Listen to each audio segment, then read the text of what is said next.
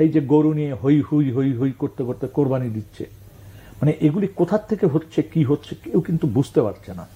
ফলে এইরকম একটি অবস্থায়, অসহিষ্ণু অবস্থায়, মানে 15 বছর আমি স্বৈরাচারকে একভাবে দেখেছি, কিন্তু আমার মস্তিষ্কে যে, প্রতিটি মানুষের মস্তিষ্কে যে ফ্যাসিজম ঢুকে গেছে, আমাদের ভিতরেও যে ফ্যাসিজমের চরিত্র। না, আপনি যে ঘটনাগুলোর কথা বললেন এটাকে তো অস্বীকার করার উপায়, অনেকে হয়তো বুঝতে পারছে না, সরকারও কি বুঝতে পারছে না এই ঘটনাগুলা বা এগুলা বুঝতে পারছেন না। একটা কারণ তো, একটা দৃশ্যমান কারণ আছে, সেটা হচ্ছে পুলিশি ব্যবস্থাটা তো ভেঙে পড়ছে, এটাকে তো অস্বীকার করার উপায় নেই। এবং আপনি যদি খেয়াল করে থাকেন, সেনাবাহিনী যত ম্যাজিস্ট্রেসি পাওয়ার দেন আর যাই দেন, কোথায় যেন তাদের একটা শঙ্কা আছে, একটা সন্দেহ আছে, বা অসহযোগিতা আছে, যেভাবে আমরা বলি, এই তিনটা জিনিস দিয়ে বলা যায়। ফলে সরকার দৃশ্যত যেভাবে মানুষের নিরাপত্তা এবং সরকার পরিচালনা করা দরকার, সেই জায়গাটিতে কিন্তু দুর্বলতার বহিঃপ্রকাশ। আপনি দেখেন, অনেকের বিরুদ্ধে অনেকে অভিযোগ আসছে, অনেক আমলাদের বিরুদ্ধে যে অভিযোগ, সেটা নিয়ে কতটুকু আসছে আপনি বলেন তো। স্বরাষ্ট্র সচিব কেউ কি অব্যাহতি পাওয়ার উপায় আছে এই গুম খুনের জন্য? র্যাব এবং পুলিশ যে গুম খুন করেছে, স্বরাষ্ট্র সচিবরা কি অব্যাহতি পাওয়ার সুযোগ আছে তাদের? একজন নিয়ে কোনো প্রশ্ন আমরা করেছি এখন পর্যন্ত যে এই সময়কার স্বরাষ্ট্র সচিবরা কি জবাব দিবেন? ওনারা কিন্তু ধরা ছোঁয়ার বাইরে থাকতেছেন। অথচ ওনাদের কিছু মানুষের জন্য সমস্ত আমলাকে দোষ দেওয়ার সুযোগ নাই। আমলাদের ভিতরেও যেমন চক্র তৈরি হয়েছিল, বাহিনীগুলির ভিতরে হয়েছিল, ইন্টেলিজেন্স এজেন্সিগুলির ভিতরে হয়েছিল, এক একটা চক্র। এই চক্র নিজেদের সুবিধা নিয়েছে, আর শেখ হাসিনা জিন্দাবাদ জিন্দাবাদ করতে করতে শেখ হাসিনারও 12টা বাজায় দিচ্ছে। যাকে বুঝতে, এই জায়গাটা আপনারা দেখছিলেন যে কথা বলতে অনুষ্ঠান। এই পর্যায়ে ছোট্ট একটু বিরতির পর আবারও ফিরে আসছে আলোচনায়।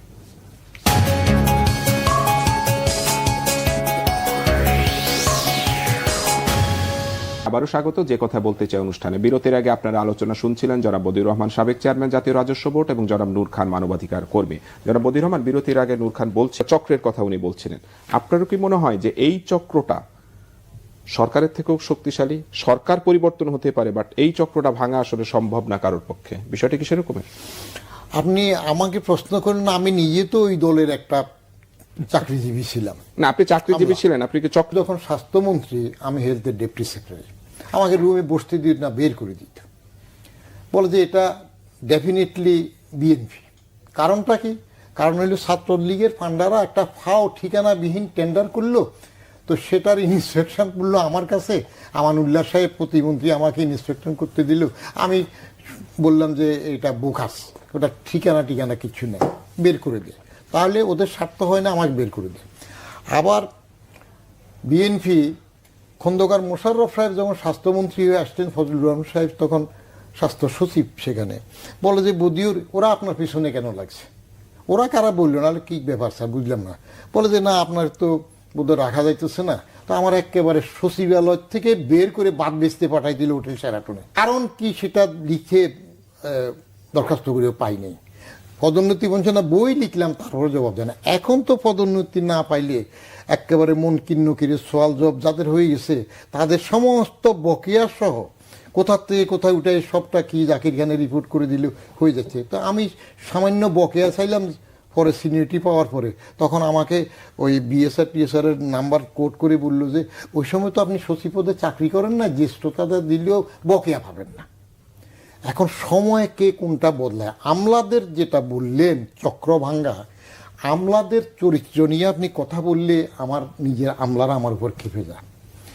আমলারা সহি যদি রাজনৈতিক নেতৃত্ব চালাতে চায়, তারা সহি থাকে, কিন্তু আমরা যখন টের পায়, সবাই তো আর বদির হবে না যে না নিজের নীতিতেই থাকবো, টের পায় যে সহি হইতে গেলে অসুবিধা, তখন তার আস্তে যেদিকে যাওয়া যাবে। ছোট্ট একটা উদাহরণ দিই। মনে করেন কোনো এক ডিসি সাহেব দেখে বললে, দেখলেন তো আল্লাহর বিচার কিরকম টের পাইছেন? ধর্মের ডোল আপনা বাজে, এত অত্যাচার আল্লাহ সহ্য করে, বাস ঠিক করে দিল। আবার যে খালেদ মুশাররফের 3 দিন না কুটুকি একটা আসছিল, আবার দেখে বললো যে ভাই রে, তখন তো বুঝেন নাই, কি অবস্থা ছিল এটা না বলে উপায় ছিল না। আপনাদেরকে বাঁচানি বললেন না তো, চাকরি করতে হইলে এগুলো মাইনে চলতে হয়। এখন আসল জিনিসটা ঘুরছে, এই যে শিবে যাবে, এরা সুবিধা মতো আসবে এবং এরা করাপশনের বেলায়, রাজনৈতিক চক্রের করাপশনের বেলায় সেটা বললে আরও হাসবেন। ওই টেন্ডার, বড় টেন্ডার হবে, রাজনৈতিক মন্ত্রী মাঠে পোড়ো খাওয়া অনেক কষ্ট করে আসছেন, আইসা সেক্রেটারি সাহেবের ডাকলো, ডেকে বলতে সেক্রেটারি সাহেব বুঝেনি তো, অনেক কাঠখই পরিয়ে আসলাম, একটু খেয়াল টেয়াল রেখে। সেক্রেটারি সাহেব তো আমলা, এক একটা আমলা যদি দেশপ্রেম এবং ন্যায় নীতি বিবর্জিত হয় তাহলে এক একটা আমলা হাজারো ইবলিসের চাইতে সেরা শয়তান হয়, এটা খেয়াল রাখেন। কারণ ব্রেইনি মানুষ তো সবটা পারে। ডাইনাতে আলীর বক্তৃতা থাকবে আওয়ামী লীগের, বামাতে বাজাদের জাতীয় দলের বক্তৃতা থাকবে, এগুলো সব আমলাদের চরিত্র। তো এখন টেন্ডার যখন আসছে, সেক্রেটারি আমরাই আবার যাচাই করে যে উনি কি আমাদের টেস্ট করার জন্য এগুলো করতেছেন কিনা। হ্যাঁ, স্বাভাবিক, আমার সহ তো দেখতে পারে। বললো স্যার এগুলো কঠিন ব্যাপারটা। আবার ডাকলো, বলে যে সামনে ইলেকশন আছে না আমার, আবার 5 বছর পরে আবার ফান্ড লাগবে না, পার্টির ফান্ড লাগবে, এটা লাগবে সেটা লাগবে। তো যখন সেক্রেটারি একটু মনে হইলো যে উনি বোধহয় রিয়েলি মিন, বলে স্যার আপনি আসলে রিয়েলি মিন করতেছেন খাইকর স্যার বিষয়ে? বলে যে হ্যাঁ। তো বড় এক টেন্ডার আসার পরে বললো যে ঠিক আছে স্যার 50-50 হবে আর কি। বলে সব দায়িত্ব আমার সই করবো, আমি 50%। বলে যে না, নিচের দিকে সবার জন্য 50% দেওয়া লাগবে, আর বাকি 50% আপনি পাবেন। আর তা না হলে আপনি নিজে সরাসরি যেটুক পারেন আদায় করে নেবেন, আমরা নিয়ম মাফিক কাগজ দেব। সব প্রসেস করে যখন ফাইল গেল মন্ত্রীর কাছে, খাম যায় নাই 50%-এর, উনি রাগে নট অ্যাপ্রুভ লিখে দিল। সেক্রেটারি এবার দূরে গেল, স্যার কথা কি ছিল? কয় ওটা কই? বলে যে ওটা তো স্যার সময় আছে, কারণ ঘুষেরও একটা গুড উইল আছে, এটা হজম করতে হবে। ওয়ার্ক অর্ডার যাবে, কন্ট্রাক্টর কাজ করবে, আরও 6 মাস যাবে, সাংবাদিকদের কোনো কিছু বিরুদ্ধে লিখে কিনা দেখতে হবে, প্রধানমন্ত্রী অফিস থেকে কোনো কিছু আসে কিনা দেখতে হবে। যখন সব সেটেল হয়ে যাবে তখন এটা খাম আপনি পেয়ে যাবেন, আমার কাছে আছে। বলে এখন কি করব? মন্ত্রী তো মাথায় তো আর হয় না, আমলা তো শয়তান। বলে স্যার কোন কলম দিয়ে নট অ্যাপ্রুভ লিখছেন? তো ওই বাক্সর থেকে বলে যে স্যার বাকিটা চলবে। এখন টির পাশে দেওয়ার পর তো নোট অ্যাপ্রুভড হয়ে গেল, পাশে লাগে নট অ্যাপ্রুভ ছিল, এখন নোট অ্যাপ্রুভড হইল। তো আপনি আমলাকে যদি ঠিক মতো চালাতে না পারেন, if you do not have that capability. আমি 2টা অনুষ্ঠানে এবার টিভিতে আমার সাথে 2জন রাজনীতিবিদ বলছিলেন, ইনসিডেন্টালি 2জনই বাজাদের বড় নেতা। তারা তো আমলা শুনলে গা জ্বলা চলে। আমি যে বলি নাই এমন কথা বলে ফেলতেছে, আপনি আগে এক দল খাইলো, আরেক দল খাইলো, আপনি রিউন করেন, এখনই রিউন করে দেখেন, এটা বলি নাই তো। বলছি এক দল গেছে, এখন আরেক দল ক্ষমতা পেয়ে যাবে, আসতেছে, খাবের কথা বলি নাই। আরেকজন তো বললো যে আমার বই লেখা প্রসঙ্গে কথা হইল যে 3টা বই আছে এরকম, বলে যে হারে এখন সময় আমলার কাছে পড়তে হয়।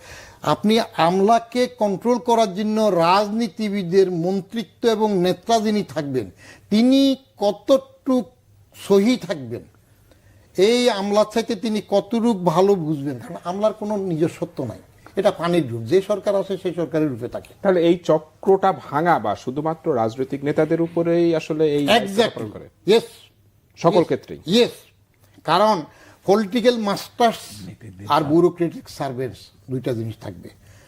রুলস অফ বিজনেস অনুযায়ী পলিটিক্যাল মাস্টার্সের সর্বমোট ক্ষমতা। একটা আমলা বড়জোর কি করতে পারে, আমি ছোট্ট 2টা উদাহরণ দিই, ভালো লাগবে আপনার। সেটা হইল আমলা অন্যায় কিছু হইলে তুলে ধরতে পারে। যেমন এরশাদ সাহেবের কাছে শিক্ষা সচিব ছিল বড় জালাল, কাজী জালাল।